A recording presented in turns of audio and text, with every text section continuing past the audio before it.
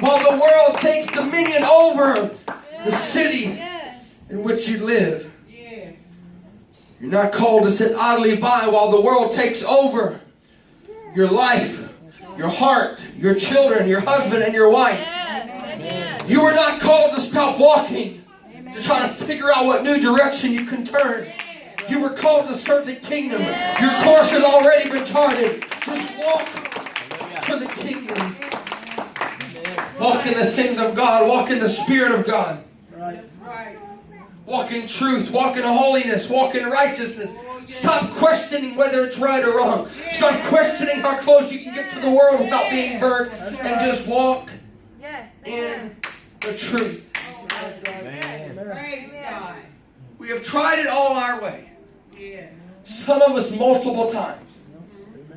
We try our way. We take whatever path looks best for us. And then we find ourselves destitute, destroyed, forsaken, and at the end of it all, in our deepest point, we find ourselves in a pit crying out to God. And the only question that we can ask is, Lord, why have you forsaken me? In the deepest and darkest times of our life, if we trace back the steps, oftentimes it can be traced back to the mistakes that we made for selfish reasons. If we can look at the places of destitution, I'm not saying that everything is our fault. Life happens. But if we look at the train wrecks that our life seems to have woven through its fabric, we find out that there was a point at which we changed the course that was charted for us. And either quit or we stopped walking. Somewhere between your salvation and where you are today, you quit walking. If you're wondering why you feel like you're a long ways off from God, because somewhere you quit walking for the things of God. And when you did that, you stopped the flow of blood. You didn't realize it. But when you stopped walking for Jesus, when you stopped walking in the way that He had told you, you began to stop the flow of blood in your life. If I could define walking, it's following after the things of God and the truth of His Word and in His plan for your life. Walking. Following after the things of God in truth. Okay? Not just following for the sake of whatever looks nice to you at that moment. But following in the things of God in truth of His Word. Connected to the Word of God. Not connected to what some theologian says is right. Connected to the Word of God. And in His plan for your life. Amen. Your plan for your life is probably not the same as mine. If I try to walk what God's called you to be, more than likely it's going to fail. And any success will be for carnal gain only. When we walk, it needs to be in the truth of His Word. And in His plan for our life. Too many people who love God but have their own plan decide to check their plan off the list before they ever address God's calling. Amen. The moment that you stop moving forward, you begin to fall backwards. And immediately the flow of blood stops. Church, there was a lost world. There was a lost people and a lost generation that we are responsible for saving. We have been commissioned to cover the earth, but how can we if we aren't walking?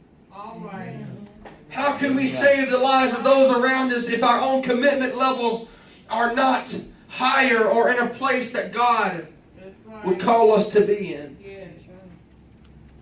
How can we tell somebody where it's at if we've never walked there ourselves? How can we tell somebody how to find the kingdom if we've never walked to the castle ourselves and pleaded for the king to hear our prayer?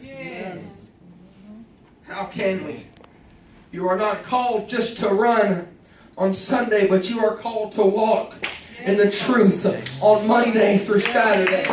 You are not called just to run the aisles on Sunday. You are called to walk in the truth of God consistently. In my short life, growing up in my house and my home has revolved around church.